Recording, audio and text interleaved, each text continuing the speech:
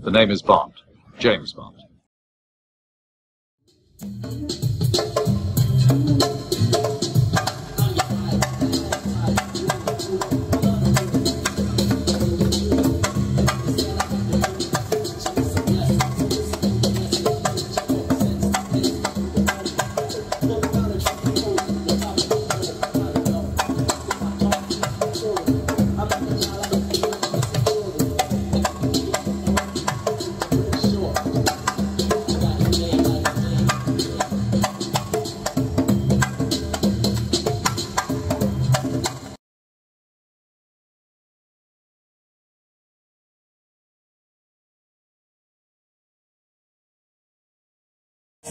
Y'all don't feel all right.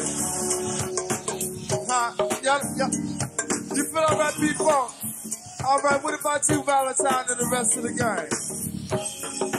All right, then we're going to tell you about the one-on-one then. All right, is that all right? Is that all right with y'all? All right, then it's all right with us as long as it's all right with y'all now. All right? We'll go. Get it. So what kind of drive? You ready, Jungle Boogie? Y'all ready for Jungle Boogie down there? Huh? You ready for Jungle Boogie one? Is that Wani down there, baby? Oh, that's Angie. Right on, baby. Good to see you, darling. All right, hey, look here. We're going to let Jungle Boogie do his thing down on the other end now.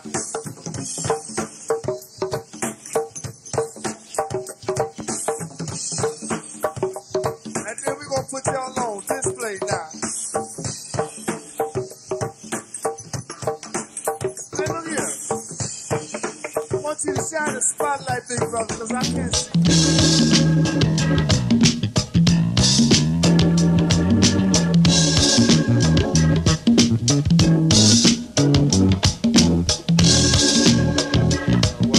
Show, Take a Ride Through the City. I'm your host, Jerome Kennedy, and we have a very, very special guest today. Also, I have my co-host with me today. We rarely do this, but this is a special guest we have today. So I had to have him with me because, you know, we just got a few questions we need to know about this guest of ours. And he's somewhat of a mentor to me, and also a very good friend. We work together, and he's pretty legendary in this town. So without further ado, I'm not going to hold you. I'm going to give you my man, Mr. Petersburg Mathis. Petersburg, welcome to the show, brother. Thank you very much. It's a pleasure to be here. And it's an honor to have you, man. As you know, we've known each other for years, and you've been somewhat of a mentor to me, along with some of your older buddies and things. And, you know, we are honored to have you on the show simply because what we do here at LDTV, we like to give folks their flowers while they're here, as they say these days. So I came up with the idea, I want to give flowers to my man, Petersburg, even though you don't need it, but you need it. Because the folks that don't know are going to learn today. Yes, sir. Yes, sir. That's a good one. I like that. Yeah. So I got a lot of questions. So let's just jump right into it. So tell the people your name. Okay. My name is John Petersburg Matthews. John Petersburg. John Petersburg Matthews. I took Petersburg from so people would stop laughing at me in school because my name is a Bible name, John Francis Matthews.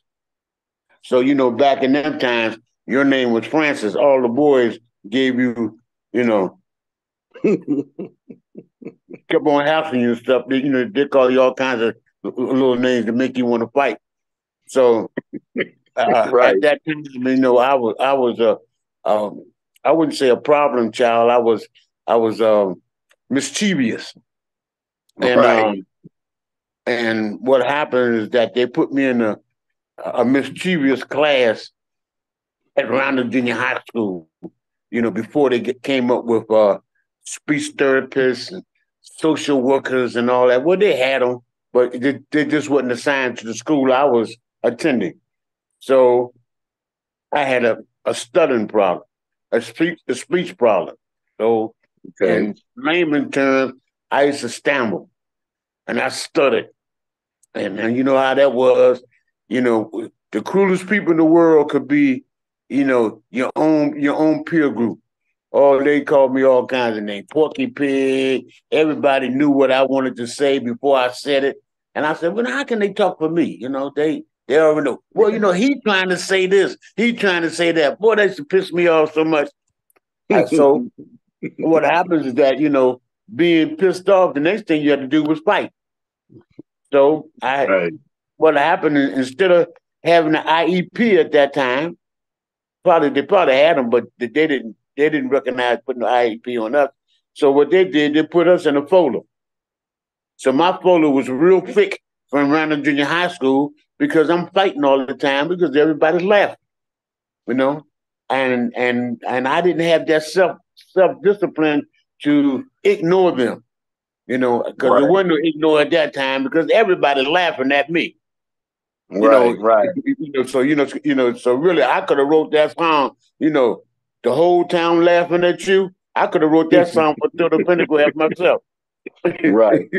So So let me ask you this here. So let me ask you this here. So where you from? I'm 5 generations a native Washingtonian. We Yes, was born sir. we was born at 12 and a half Street Alley. It was called the Tomato Alley because they had a tomato factory that used to cure green tomatoes and turn them into tomato sauce and all that. So the first job that people have in my neighborhood was working in the alley at the tomato factory. Now And so hold on. So let people know specifically where that is. okay, at the tomato factory, if you know where Potomac Garden housing place is, Right. Potomac Right. Garden is sitting right on top of my house where I used to live at in the alley. Southeast for sure. Southeast Washington, Capitol Yes, Hill. sir. Not Okay. that far from the Capitol. Let's say 12 blocks from the Capitol. Right. Right. Okay. So did you have siblings? Oh, okay. I got 8. Well, we had 9 siblings. Three of them gone. So now we got 6 Okay. now. So what happened? I 2 brothers and one sister. Is working with the ancestry right now. Oh, So wow. Okay. so, Okay. so we kind of a tight knit family. One thing I can say that the women at that time was strong. Because they kept a lot of stuff inside of themselves, and they worked to make sure the children could be better than they were, or they're going to be. So So I had, question. yeah. I don't want to get too ahead of myself. So how was the gardens back then? Well, when they first built the garden, I thought it was a penitentiary. I thought it was youth center 3 instead of youth center Really? 1. I thought it. Really? I thought it was. I thought it was a place where they put folks. It was like it was pleasant when it first opened.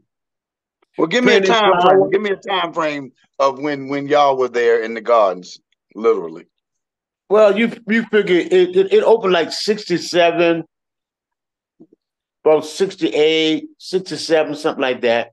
They had Right. flowers, concrete chains and stuff, and then about 69 to 70. Somebody came in and started eating up tearing the flowers up, concrete torn up, and then that's when well, the crack started coming in maybe about early about 70s, 70, 77, 76. That's when the crack started coming in. Because at first they were just selling little small reefers or stuff like that. Right, but once right. the crack hit, what happens is there was an opportunity for some people, who didn't have a skill, and some people, that they can make them some money. Because some people gonna work, some people ain't gonna work.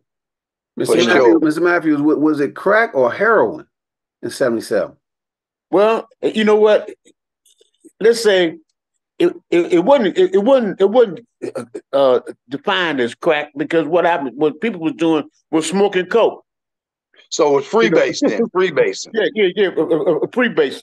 So basically what they were doing, heroin and freebasing. If you had a little money, you could freebase. A chemical process that turns cocaine commonly sold on the street into a much purer form, enabling the user to smoke it in a special pipe or sprinkle the white powder on a cigarette or marijuana joint. Federal drug officials say freebase cocaine is a growing fad. You have a tradition in Peru of smoking the base. So I think that's a possible thing for the future, a fad. We see it on the West Coast and perhaps here in Florida too, of smoking the drug. Also, it's much cheaper to purchase the base in South America and smuggle it in the United States. So I think there's a possibility of a trend. It's still a little bit too early to tell. You think this is just the beginning of a future drug trend for this country? I think it could be, because it's an exotic drug. It's a different way of doing it. It doesn't show up physically on the outer part of the body, so there's a good reason to believe it could be a good trend to look towards. Freebase processing can be deadly. One common chemical used is ether, but ether can explode when it comes into contact with a flame. You're dealing with flammable solvents and chemical reagents that the general typical public or layman is not aware of the properties, the flammability, or the various characteristics of these compounds. And it can be quite dangerous if you don't know what you're doing. Because of the large amount of cocaine smuggling through Miami, federal drug agents suspect this community will be a key area for the use and importation of cocaine base. Freebase kits are openly advertised in national publications, such as this ad in High Times magazine. Here in Miami, they're a hot-selling item in local head shops, especially since selling drug paraphernalia has been outlawed by the state legislature starting October 1st. The kits sell for under $20. Their chemical contents are unlabeled. They do, however, carry a flammable warning label. But the possible deadly nature of cocaine refining may pose a growing hazard as freebasing gains in popularity. Al Sunshine. Right. I saw somebody freebase. I thought they were going to set this stuff on fire. I didn't know. I thought, what the hell are you doing? What, you trying to burn your face up? They got the propane lighter. The one you use it the shop. To put the fire out. I mean, to weld cars and stuff together. That's what they had, trying to smoke to this little glass tube they had. So listen. So the Gardens was like really didn't get a good chance from the break then, huh? Well, what happened at the time, there was no supervision. Okay. They just stuck people in there, and maybe 2-3 families had that concept of working and trying to get stuff together. But you got a bunch of folks up there, who weren't doing nothing but just bojangling. So was it considered a project from the beginning, or a nice place to live? Well, it was considered a project. Now, then what happened? You got to understand, the definition of what projects are. That's temporarily living. Right. Some folks been down there as long as I've been. I've been at the shoe shop 47 years. Some people have been in the Potomac Garden for 47 years, still living in the garden. So that's only supposed to have been temporary housing, where you're supposed to get yourself in order to do what? To move out, to get yourself to a better place. And what happened is that sometimes what they've done, what happened was they taught their children how to be, well, we call it, this is called, what I call the advanced welfare. So you get a check when you're young, and now you can get a check when you're old. Because a lot of folks, some people in Matoma Garden, they set them out. I mean, they kind of put them out the garden because they didn't have they couldn't pay the $5 rent. You know, so they owe people like $500, you know, for rent. You know, but they told the rent was number $5 a month, so they ain't paid no rent 2-3 years. That's crazy. So let me ask something. So you attended schools around there, then, right? Right. So let me ask: was John Tyler up then? Did you attend John Tyler?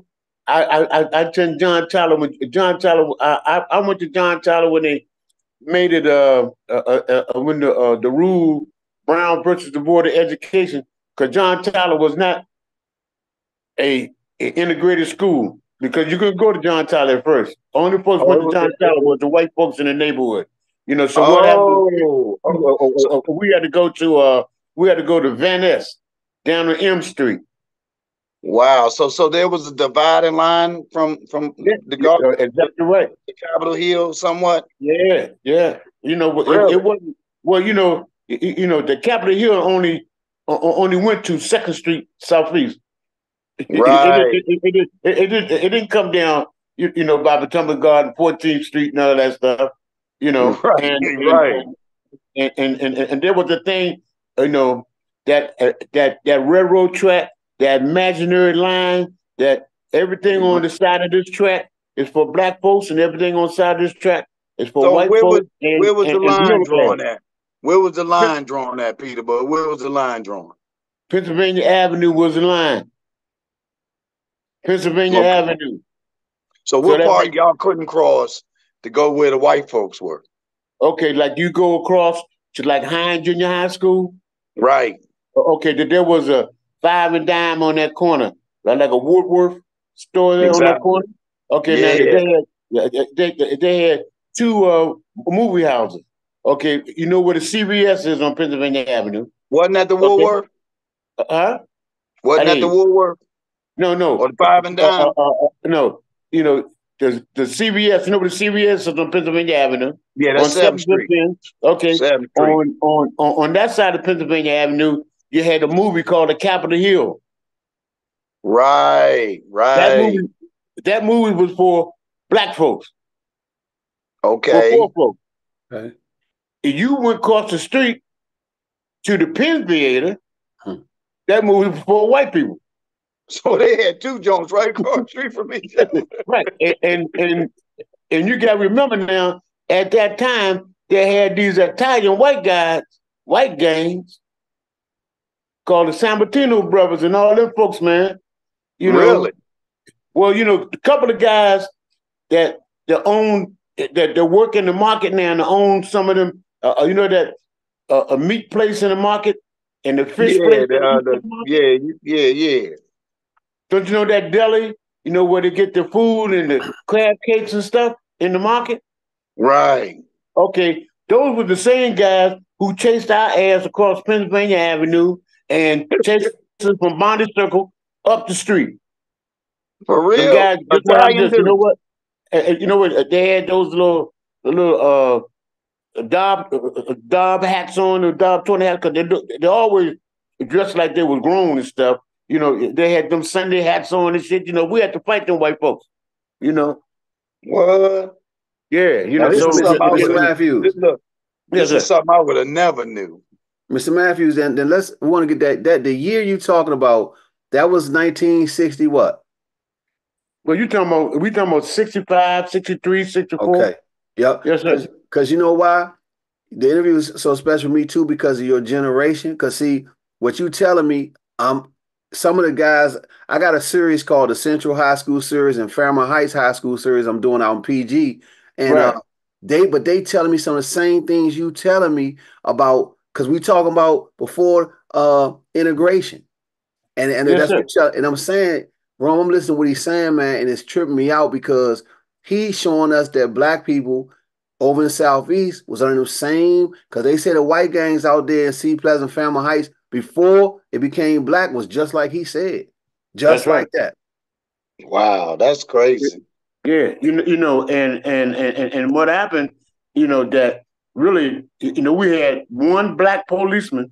His name was Sergeant Brown, and the black police didn't use a car. They had to walk the whole beat. Mm. And you know what? And they couldn't lock any white people up. Wow. So let me ask you this: was Hines there at that time? Hines Junior High School was a prejudice high school.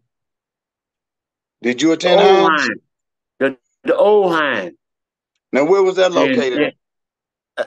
The old Hines was located in the same place where it is in that, but it's not now because it's not there now, but yeah, right there. Yeah, on 7th Street, right down 7th Street, right? Right. So that was a real prejudice school until after, the 54 Brown versus the Board of Education, Hines Junior High School, and they still had racist teachers that were still there working, during that time. So they kind of treated you like pure trash anyway. Wow, I didn't know that. That's crazy. I always, for some reason, thought that was just always a black school. But then again, I got to remember we was on Capitol Hill, so I just didn't know all the history, which is you are helping us today, because I would have thought everything would have been sweet over there. Nah, let me tell you this. So you attended Hines too? No. What happens is, being mischievous and being, had that speech problem, and I was fighting at John Tyler. They sent me to Randall Junior High School at First and South Capitol Street, Southwest. So I had to walk from 11th Street, where I'm living at now, from 11th Street down to South Capitol Street, and I had to go through Arthur Caper, Greenleaf, all them folks. I didn't know them people. My first couple of months at school, so that was another fight. You know what I'm saying? That was another fight for me walking through their neighborhood. You was way out of bounds. Look here. So what happened? They used to have a thing called the Hawkbill knife. The Hawkbill knife. I had to get me a Hawkbill knife. Because I had to cut something off of me, man. So I had to get some of the folks off me, man. Because they was, they to wake me up, man. So but were you walking by yourself back then? You was walking by yourself? At that time, I was walking all by myself, man. All by myself. So but what happened, once I got to the school, again, I'm misrepresented because the teachers and stuff, they didn't call me to go to like 9, how they call you for section 9-1, 9-2 and all that. So I'm still I'm still in the auditorium. So the guy said, hey man, look where you supposed to be at. I'm trying to tell him I don't know, but I'm stuttering. He don't know what I'm saying. He said, man, okay, take your ass down there with them. First thing I know, I'm down in the basement with the cockeyed boys, arm too short, one arm too short. All the big head people. I'm in the basement with their ass. You know what I'm saying? I'm saying, look, the only thing was wrong with me, I just can't talk. Ain't nothing physical wrong with me, but guess what? But that's where they put me at, down there with them. So what happened? I'm down there with them. I'm looking at them. Look here, everybody packing with them. I said, look, man, we can organize to get these motherfuckers stop messing with us. Right. So what happened? We took gym class and stuff. So the only way that we could really get back them guys from laughing at us, once they had those section games, the football section games, like intramural football games. Yeah, intramural football games and stuff, man. We used to knock the shit out of them 7-1 people. The big payback. We was the big payback. So then what happened? Once those guys found out, say, hey man, at that time they called me Pee Wee. So look, man, Pee Wee, he all right. So most of them live down by Arthur Caper anyway. Right. So I'm walking home with them now. There ain't nobody jumping me, because I got me a little game. I got me So a they little. just messing with you now. So you done got a crew from from all the capers. That's right. So now I got me a couple of people, who's kind of insane like me. So when the other people see him, say, "Oh man, look here, man, don't mess with him." And then what happened? That they had a football team down there called the Baby Stonewall. Talk to him, nigga. Now we gonna wait. So what I did, I joined the Baby Stonewall. So now I'm meeting people from all over, Southwest, Southeast, down to the bottom. Now I become all right because now I play with the Baby Stonewall. Ain't nobody messing with the Baby Stonewall because guess what? Right. You mess with one, you got to mess with all. So now you got a crew now. Now you got a crew. Yeah, So now, hey, look. So let me ask you this. So look, did you combine all the capers with Potomac Gardens in a sense? Well, guess what? I never hung in Potomac Garden. Right. But you was around there though. But you was real close. I was around there. But what happened is, most of my hang time was like down 5th and K, down Caper, 8th and I. Because I thought I was too big to be in Potomac Garden. So that's Normandy's and all of that, huh? Down there by Normandy and all that stuff down there. Yes, sir. Yeah. Hey, Mr. Matthews. Hey, Bud, hold on. Where you go? That Normandy's was mean. I used to like that shit. Yes, sir. Yes, sir. Well, guess what? You know what they used to call it, right? What? The Black Flint Mall. You can buy anything from a car. Buy anything down in Normandy, yo. Oh my God, you can buy anything down in Normandy. Right.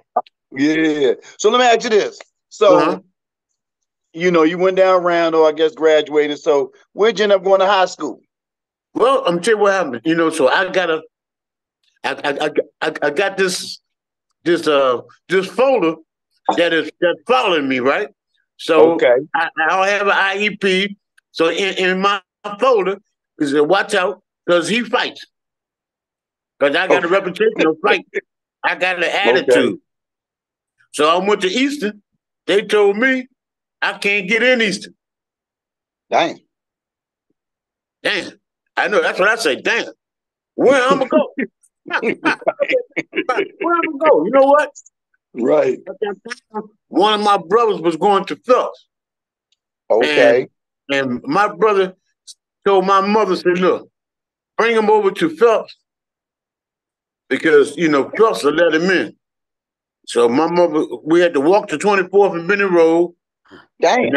And I got into Phelps. I walked to Phelps for 3 years. Rain, hail, no, never caught the bus. We walked. We ain't had no money. My mama ain't had no money for no damn car fare, no streetcar stuff. So anyway, so they let me into Phelps. Probably was the best thing that ever happened to me because now I'm meeting people from all over. Northeast, Southeast, far Southeast, far Northeast. I'm meeting people like, man, I ain't never seen these folks. I didn't even know there was a Deanwood or a Kenilworth. I didn't even know what Kenilworth. Only thing I know of Kenilworth was the Kenilworth. No, I ain't know people lived over there. You know what I'm saying? Right. So what happened? I got to meet those people, guys like Doorknob. Little funny name, little big, black Ellis and them. So I was pretty good. So I went out for the football team for Phelps. And I'm about to ask you, did you play sports? Because Phelps was like a powerhouse back then, weren't they? Matter of fact, we played. Was the first time 2 vocational high schools played for the city championship. That was y'all and Bell? Right. Right. Bell beat us 12-6. Wow.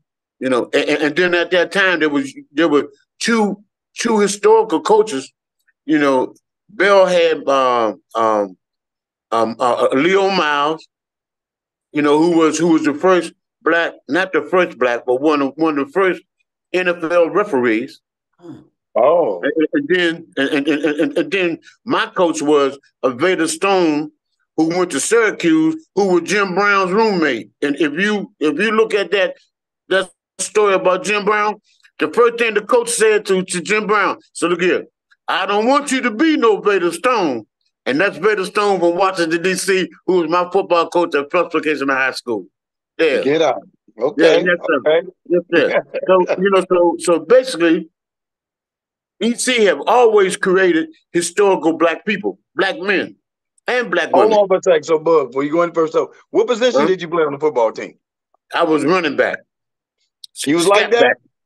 I'm telling you what I'm just. You know what? Me and Mike Garrett was probably, if you could compare me with somebody, you compare me with Mike Garrett from the Kansas City Chiefs. So you got to go back and see you know who Mike Garrett was. Mike Garrett was like that. He was small, but he was like that. Yes, sir.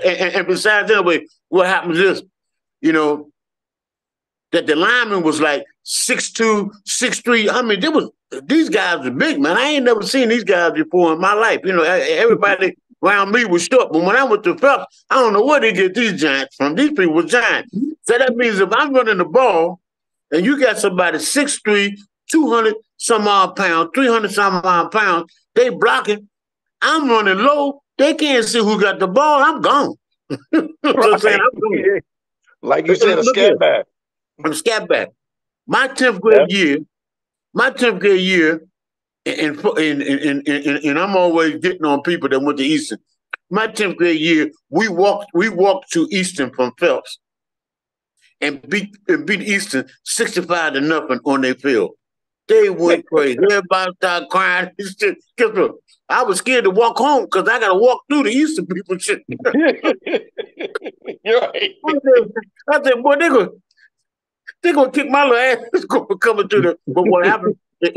What happened? Just if you're an athlete, you had to pass to go anywhere. I mean, people kind of respect that. You know what I'm saying? Hey, man, that's so and so. Nah, man, you leave him alone, man. You know, he played with so and so. You know. But now shit, they don't know. Come on, let's kill him up. But I don't know. Where this attitude come from. But anyway, was you all met? Huh? Was you all met? No. I wasn't all met. I was second team and I. On that note, Mr. Matthew.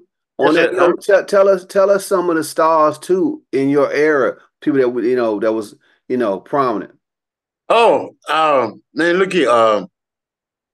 When I went to Phelps, there was a guy named Ronald Hall who went to United States Naval Academy, running back, and they had a guy named Roger Scott, and there was a guy I forgot Leonard.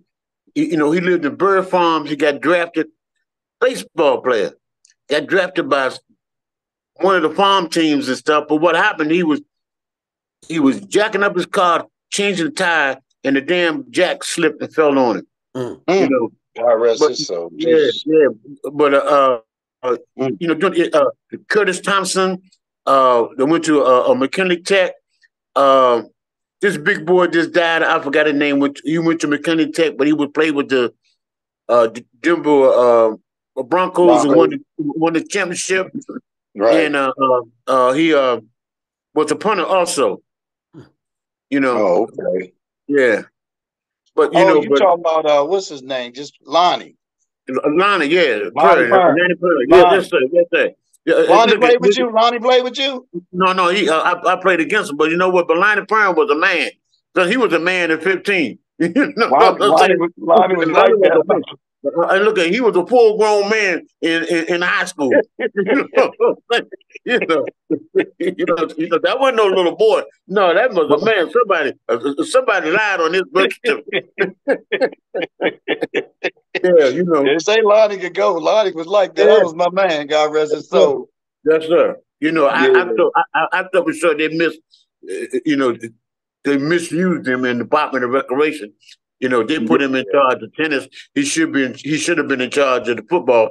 So how you get somebody who got a Super Bowl ring and you don't put them in charge of the damn tennis football program you got there?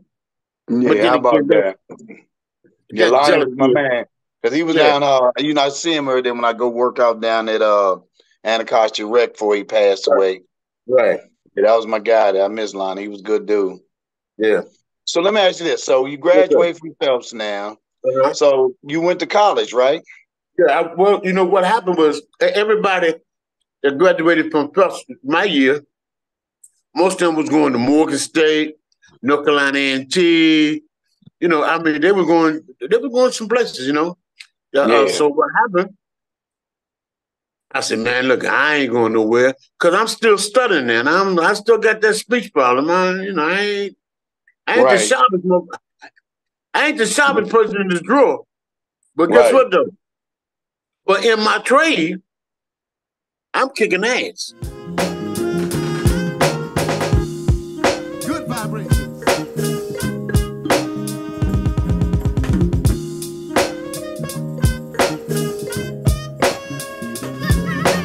Vibration, vibration, vibration, vibration,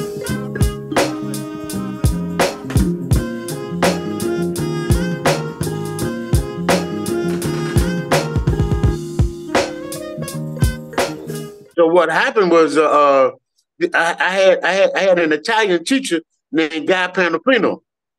Okay. So you know, and what happened is Italians always think they're the best shoemakers and shoe fixers in town, but they know, guess what I'm doing? The Moors taught their ass how to fix shoes because they were walking around barefooted anyway. You know, so so what happened? So what happened? What he did was he got me into a school called Oklahoma Technical Institute.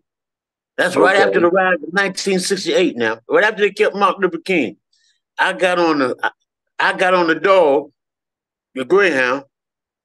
I went from here to Tulsa, Oklahoma. When I had high karate cologne on when I got on the bus. When I got off that bus, I smelled like shit. At that time, you could smoke if you like.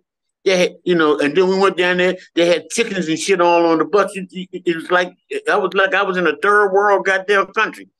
You know what I'm saying? Going to Oklahoma. But what happened once I got there? The crackers treated me like I was. They treated me like I was black, like I was a cold-blooded nigga. They treated me bad until we got into their classroom, and they didn't know what the hell they was doing. And when I started putting that shit on there, like I learned here in Washington D.C., that the instructor made me the goddamn shop foreman. Now the shit backfired now because guess what? I assigned the assignments to the students. I'm kind of like helping the teacher evaluate their work and shit. Yeah, and then I become, hey John, how you doing? I'm John now. At first, my name was nigga. Hey, Mr. Mappy, is that real? They actually was calling you. I can imagine they was calling you nigga. Oh yeah. You know, I mean, you know, and then I said, well, what you say? No, you say nothing. But so I stayed out there for about 2 years. Got me an associate degree, and then I came back and they opened up this brand new school called Federal City College. And what happened was, they said, man, look, man, they opened this new school up. So they had a football team too. Did they? Yeah. As a matter of fact, football team went 6-0. They went undefeated. Were they the Firebirds then? No. We was the Panthers. And tell what I did. See, there was Federal City. I didn't know this. Now I never knew this. Yeah, Federal City had a football team, and the colors was the colors of Bell Vocational High School. Bell colors was what? Gold and black. Yellow and black. I was about to say yellow and Yellow black. and black. Okay. Guess what? We had more people on than Bell, and guess what the mascot was for Federal City? What was it? The Panthers. The Panthers. So right. Was that affiliated with like the Black Panthers at that time? No. Federal City Panthers. Phelps Vocational Panthers. So we had more people Phelps. So guess what? We kind of took the mascot stuff and Bell. We used the Bell's colors because the vocational high schools were represented with the Federal City College. So what happened is we're the quarterback, Lawrence Moulton, who was the quarterback of McKinley Tech High School. All met. Lawrence Moulton, you heard that name he said? I heard it. He said Lawrence Moulton. Look, Lawrence Moulton Jr. Right. is Lawrence Moulton Sr., who I played with. Yes, sir. Yes, sir. That's big right there, man. That's huge. That's big boy. Yes, sir. That's huge, bro. That's huge. You know who you talking about, Ron? Of course I do. The boy that went to you know who big time Syracuse dude. So, but that makes sense, Mr. Matthews, because that boy is an ultimate multi-sport kind of guy. So he got that from his father, obviously. You know what? Guess what? His father. You know what? Did you never heard his father boast about anything? Nothing. Whatever he played, you saw the results of the stuff. You know what I'm saying? You know, he was a real good guy all the time. You know, so let me ask you something, Peter. But like, what schools did y'all play back then? Like, what type of schools did y'all play? Well, look at we was kind of like an independent but club league. You know, so we played St. Joseph. We played Rutgers. You know, before Rutgers became the university. You know, when it came to a Division I, we played Rutgers. We played Duquesne University in Pittsburgh. Mm-hmm. We beat them 65-0 in Duquesne. You know, and then we played Central State in Ohio. We played Fairfield State. We played Shaw. We played Kentucky State. We ain't back off nobody's ass now. We played them. You know what I'm saying? Right. Look, we played CIAA. We played MEAC. All them folks supposed to have been bad and shit. Because guess what? Now we got people who went to school, came back home to play for Federal City. You know, we had, you know, I'm telling you, on our team, we must have had about at least 12 to 15 or 20 all metropolitan, you know, folks, you know, who come back. You know, we had this guy named Curtis Massey. You know, he went to Texas Southern. Shit, you know, that he get ready to get drafted by the Kansas City Chiefs running back. You know, so we had some people, man. We had some people that, you know. Matter of fact, we played Catholic University. Catholic University, after the game, went to the Washington Post and said they shouldn't even be playing. They should play the Redskins. Because guess what I did? The quarterback, they broke his arm. The wide receiver, I don't know how he got his jaw broke. His jaw was broke and all kinds of shit. And she was all in the Washington Post. Y'all was out there playing murder ball. They was hitting, man. Well, I'm telling you what happened. We went to Capital University. We went to the locker room. They had this dummy tied up on the rope with Moulton's name on it. So you know what happened? Coach ain't had to say nothing. Coach said, look, I want to take this victory home. So you know what that meant, right? Oh, yeah. Get some ass. Time to go to work. I tell you one thing. Guess what I'm just. After they played us, their season was over. They had no more people to play. They was out there hitting like your Raiders, Ron. Right. Absolutely. I was about to say, absolutely. Mr. Matthews, I want to miss something in this too, though, but I don't want to go too far back. But the assassination of Dr. King, 1968. Can you share with us where you were and the effects after that happened? Like, did you go down to the riots and things or anything? I was. Let me tell you, I was at Phelps Vocational High School, and somebody said, "Man, they killed Martin Luther King." I said, "Who in the fuck is Martin Luther King?" I don't know no Martin Luther King, but they said, "Come on, we going up to Howard University because they didn't kill Martin Luther King." I thought that they killed Martin Luther King at Howard University. So guess what? We all going and doing, and you know, when we were walking up there, catching the bus, everybody said, "Yeah, man, you know that the white folks killed Martin Luther King, and they had to rally up at Howard University."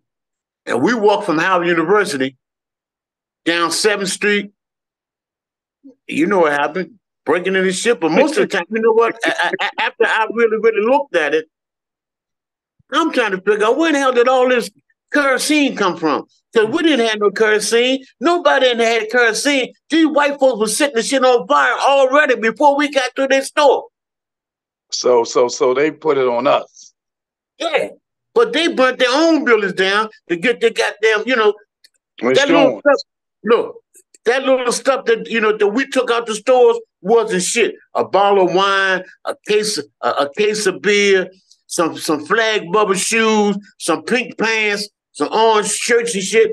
That shit wasn't nothing, man. They took all the valuable stuff out the place so they could burn the place down and go to the insurance company and say, hey, look what you savages did and all this shit. You know what I'm saying? Chuck Levins in Wheaton, I don't know if people remember this. The musicians should.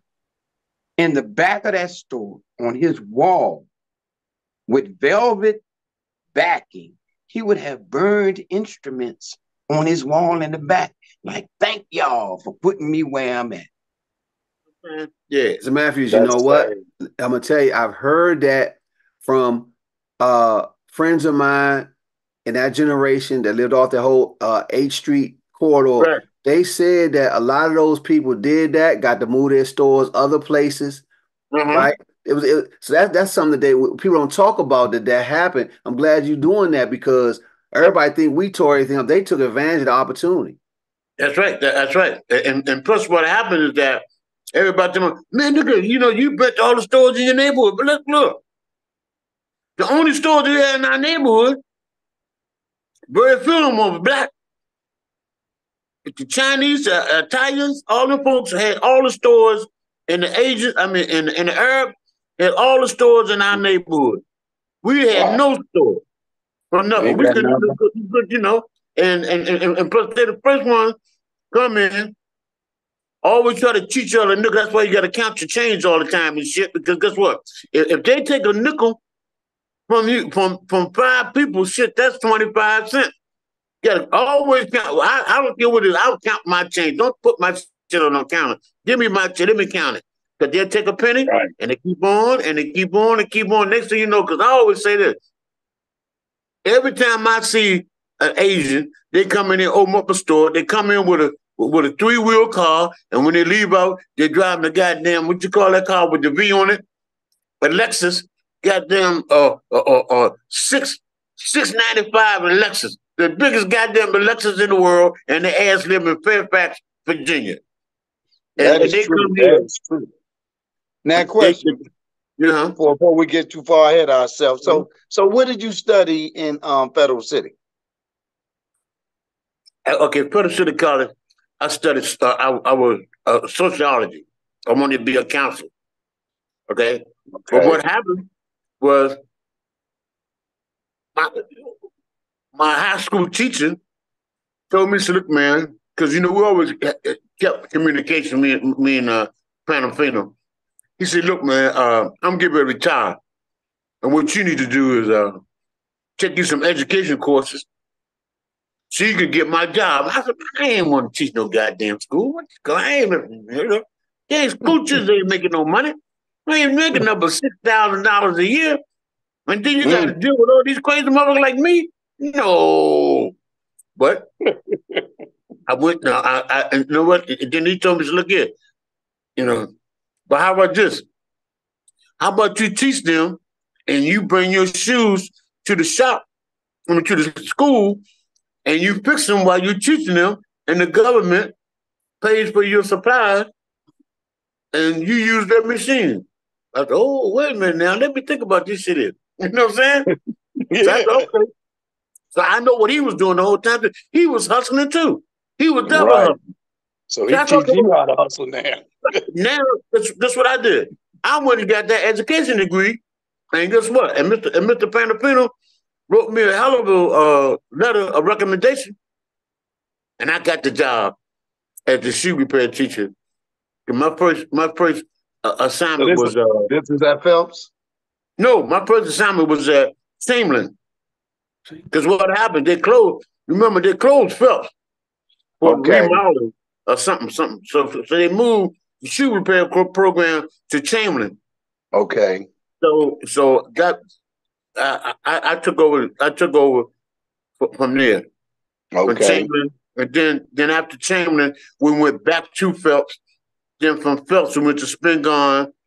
Then from Spingarn, I retired from Dunbar Senior High School. Okay, well, let's slow down for a second. So, Yeah. when you start teaching in the schools, is Uh-huh. this how you started to mentoring kids? Well, yeah. I think it was really before that. Because Yeah. what happened, I was in a program back right after the riots, um, and it was called the South Beach Enrichment Center, and Okay. what we did, they had a what you call awareness program. I was in a program called the Brother Watches. What we did, we watched brothers, make sure they don't mess up the goddamn community. Well, Right. we was kind of like, the Black Panthers, but not with that kind of thrust that the Black Panthers had. You know what Right. I'm saying? Right. We just wanted to make sure, and then I came up with a program called the Courtesy Patrol. Okay. And we had orange jackets on, with walkie-talkies, walking. They called us the snitchers. We didn't give a shit. Guess what? You know what they say? Snitches get stitches. Well, guess what? You got to stitch that. Guess what? We're gonna get some stitches. But guess what? We made sure we escorted the mothers home from the bus stop. We made sure that they went to when they went to the Safeway and all that stuff. We made sure they got home safely without some crazy mother come up there trying to snatch their stuff. Yeah. So so then what happened? That's when I started, with the young folks. I said, look, we got to let the folks know. So we got a program because back then, we wanted to be free. You want to make sure you know where you come from. You're African, and why you're African, and so I kind of broke away with my group because I renamed my group called Huhuru Sasa, and that means freedom now. So I took me about 4 or 5 little young guys with me, and I said, look at man, what I'm gonna do is this. Look, I'm gonna follow y'all. I say you in junior high school now. I'm gonna make sure you get to a good high school. I'm gonna follow from high school, and I'm gonna make sure you get to college. Some of them, So real quick question, real quick before you go further. So where did Skeezy come in? Okay, now I'm gonna tell you what happened now. See, I met Skeezy down Federal City College. Oh, so y'all knew each other already. No, see, when I came back from Oklahoma, I went to Federal City College, and Skeezy was like a student assistant football coach and stuff. He was one of the recruiters and stuff. So I met Skeezy like 18, 19 years old. Okay. So we've been together a long time. Okay, yeah, for sure. So, yeah. So with Skeezy's knowledge and experience, they kind of like boosted my kind of working with young people. And at that time, that Miss Kelly, who the principal that was at John Tyler. So hold on. So that's where we met. Right. That's right. Because what happens is, Skeezy and Miss Kelly, they grew up together. So, before Skeezy went to Federal City College, Skeezy went to Spingarn High School, then went to Maryland Eastern Shore. And that's where Miss Kelly was from DC? Yeah, she DC, her and her brother. Matter of fact, her brother Miss Kelly was the principal at John Tyler, and her brother was the principal at High Junior High School. Get out. So that was before Princess Whitfield then? Oh, that's before Princess. Yeah, okay. That's before Princess. And you knew her, right? You knew her, of course. Who, Princess? Yeah. Oh, I'm gonna tell you, you know what? You couldn't get put out of High Junior High School because guess what? If you got put out of High Junior, you got suspended from High Junior High School. You know what they did? They suspension that right here with me. She sent all the folks down there to me to learn shoe repair, and guess what happened? I sent them down to the senior citizen building at Kentucky Court and Potomac Garden to adopt them a grandma and a grandpa so they could come up and fix their shoes.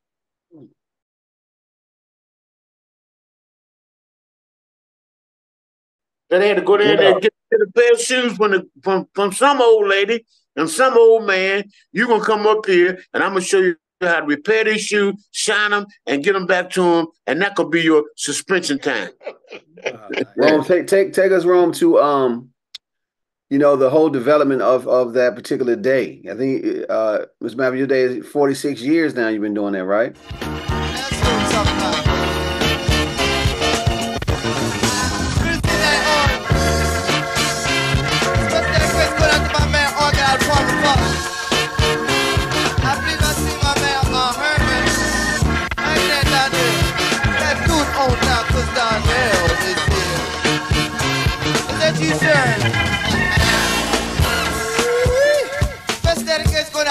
We seen you Monday night, ain't that right, baby? Did you enjoy the show? Yes, sir. This year gonna be 47. 47? 47 years on this corner. So what happened was, okay, we walking down the street one day, because now I'm kind of like teaching in the public school system, and my brother is a shoe repairman also, because he the one that got me into Phelps. Okay. So I'm like, man, you know what? We need to get us a shop. Because, we pick the shoes, man. We all right. We can do a whole bunch of shit. So, my brother said, look here, man, try to find a place. And I try to find some equipment. Just so happened this guy on West Virginia Avenue, right across the street from the gasoline station, he was a Phelps guy. And he had some equipment that he wanted to sell for $1,200. So we got the $1,200, and then we saw the building that we're in now. It was a recreation building. It was dedicated to the city by Lady Bird Johnson, and what happened that the people kind of like abandoned it. The district government, once you get stuff to the district government, they don't take care of it. Well, unfortunately, what happens is this. You know what? Once we look like we in charge of it, the people who look like us who are supposed to keep it up don't do shit. You know what I'm saying? Right. So what they did, they neglected the building because black children was coming to the building. Okay, if it was, and I don't want to put it that way, but I seen it that way. You know what I'm saying? Right. If it was some white kids in there, they would have been over here, cleaned the damn park up, cut the trees down, did everything possible. For sure. You know what I'm saying? So right. What happened was, once we came in, once we saw it, and I said, wait a minute, man. This ain't nothing but a crack house. They got the government building. They got them goddamn crack house. I said, whoa, you know what? So I had no meeting, but I just had a meeting with my mind. I said, look, we're gonna kick this door in. Man, look at the first thing, man, they're gonna kill you. So, well, guess what? We're gonna die for something. You're gonna die. Right. So guess what? So let's die for this.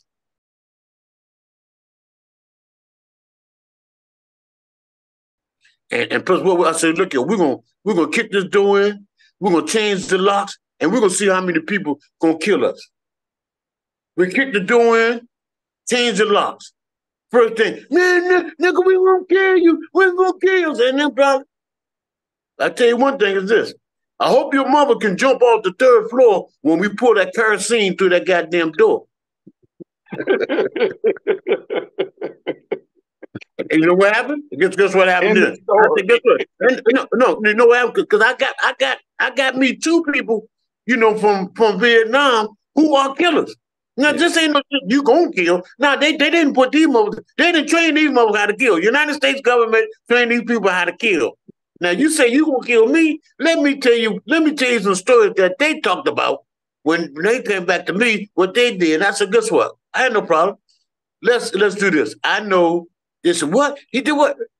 And what happens is I had one incident where somebody told me, somebody came into the shop and man, you gonna get out of here. So what happened? Went being at Phelps, knowing all them folks like a knife and tea and all that stuff, you know what I'm saying? So I called at the pool room. I'm having a problem down here, man. What kind of problem, Shorty? I said, look, man, I think you need to come down because these folks talking about they're gonna, they're gonna get me. He said, look, we be down shortly. So they came down in the station wagon with the trench coats on. You know what that is, right? Of course. That's right. It's called workers. Guess what? So all the folks in the park, the park, all the folks behind me, now they go to 7T to cop their dope. Right. So, so when they saw some of the dope sellers and dealers coming down here to support Petersburg, oh shit, we in trouble. So the first thing they said, look at anybody got any problem with Shorty down here? Because if you do, if you got a problem with Shorty, you got a problem with me. We came up. I had a guy named Ali Khan. He was he was with the nation. He was with the nation. But what happened? He broke away when Malcolm broke away. He broke away too. Ali Khan. What you say his name was? What you say his name was? Ali Khan. Ali Khan. Like light skin Ali Khan. Had Champ Cookie. Yeah, Champ Cookies and all that. Oh, no, the Champ Cookie come from, don't you? Muhammad Ali? My cookie. That's my cookie. Hold up, Mr. Petersburg. I made that cookie. I made that first cookie. Guess what? That bag they had with the Champ standing over top of it, over there on Martin Luther King Avenue. I used to walk over there. I lived on S Street. I used to walk over there. Guess what? The Champ Cookie started in the Petersburg Shoe Repair Academy, and the back one. Look at in the back when Sunbeam Bakery lent me those two ovens, and Ali Khan and Tom Blackburn and all them folks. Matter of fact, they went over to Sister Muhammad's place over there. Right. You know what I'm saying? The user place. Matter of fact, remember that wooden floor they had in there? The Champ Cookies was right next to Sister Clara Muhammad. I'm telling you, brother. Look here. No, that's.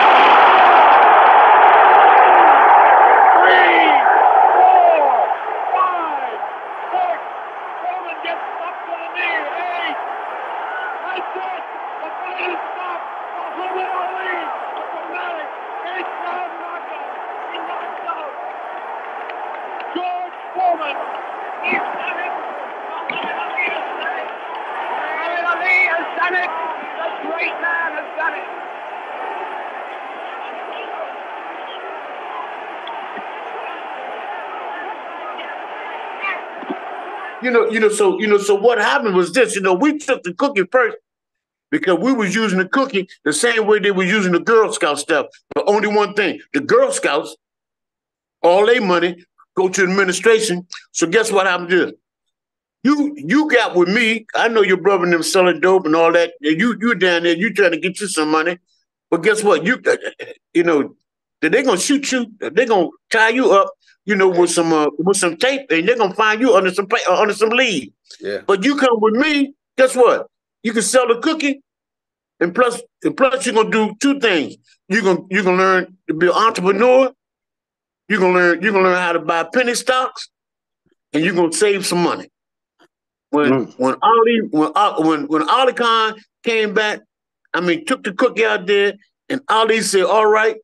Kathy Hughes did a on-site she thing. Huh? Kathy Hughes did an on-site thing here because Ali came here on Petersburg Day in 1987 talking about I want to see that little short man Petersburg. And you know what? and folks at that time, this is how doubtful we are towards each other. Man, he don't know no damn Ali. Ali walked right down the street right by them, and all of a sudden they didn't know who in the hell Ali was. Until somebody said, man, that's Muhammad Ali. The next thing you knew, seemed like folks jumped out the trees and shit. Ali was there. That's right, man. Yeah, Ali Khan. Yes, sir, buddy. Yeah, man, we go back a long way. Wow. I kept telling Ali Khan, look, I don't want to mess with you because guess what? I said, well, prayer call come down here, he gonna get you, you know what I'm saying, for bringing away, man. All comes say, no, bro, you gonna be everything gonna be right. I said, okay, man, because I'm a little scared being next to you, you know, they might shoot you, boy, you know. But all was a good guy. Yeah, you he know? really was. He really was. Yeah. His son went to Wilson High School, like Rome. His son was homecoming king and all, just like Rome was up there. Yeah, Yep. Oh, really? I never knew.